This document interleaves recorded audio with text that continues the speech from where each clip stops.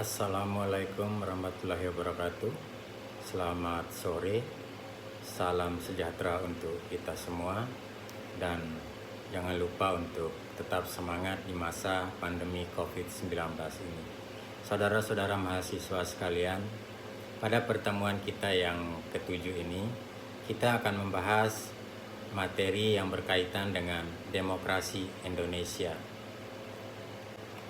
Pertanyaan yang paling mendasar terkait dengan demokrasi Indonesia adalah bagaimana demokrasi di Indonesia saat ini. Saudara-saudara sekalian, konsep dasar demokrasi adalah secara etimologis, istilah demokrasi berasal dari bahasa Yunani yaitu demos yang berarti rakyat dan kratos atau kretein yang berarti kekuasaan. Istilah demokrasi secara singkat diartikan sebagai pemerintahan atau kekuasaan dari rakyat, oleh rakyat, dan untuk rakyat.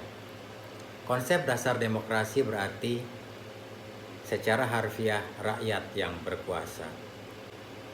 Kemudian demokrasi di Indonesia seperti diketahui menganut sistem demokrasi Pancasila sebagai ideologi negara, pandangan hidup bangsa Indonesia, dasar negara Indonesia, dan sebagai identitas nasional Indonesia. Kemudian demokrasi juga dianggap sebagai ideologi nasional, kemudian sebagai cita-cita yang tertuang dalam Pancasila, dan sebagai pedoman membuat keputusan politik. Selanjutnya, demokrasi juga dipandang sebagai pemersatu masyarakat yang menjadi prosedur penyelesaian konflik.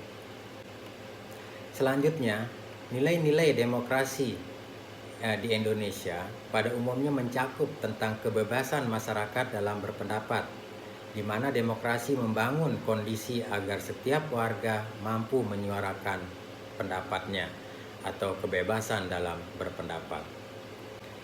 Nah, saudara-saudara sekalian, nilai-nilai demokrasi terjabar dari nilai-nilai Pancasila, yaitu 1. Kedaulatan rakyat. 2. Negara Indonesia berbentuk republik. 3. Negara berdasar atas hukum. 4. Pemerataan yang konstitusional. 5. Sistem perwakilan. 6. Adanya prinsip musyawarah. 7. Adanya prinsip ketuhanan.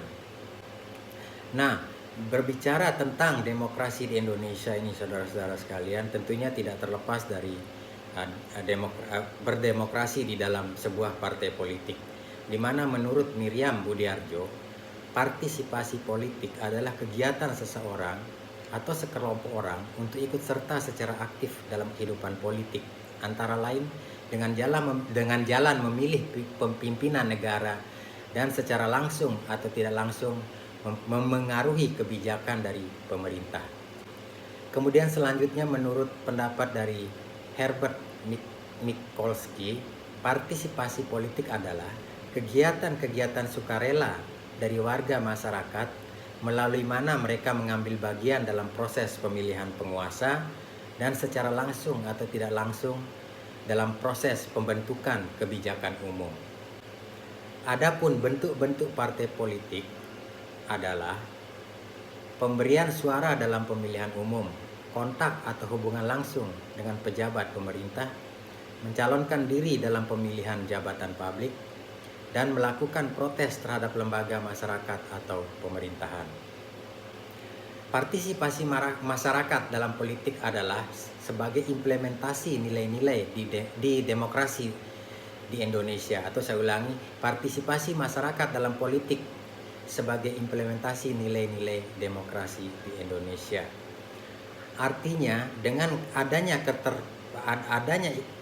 partisipasi dari masyarakat dalam politik, artinya ikut dalam kegiatan partisipasi dalam kegiatan politik, merupakan implementasi dari nilai-nilai demokrasi di Indonesia.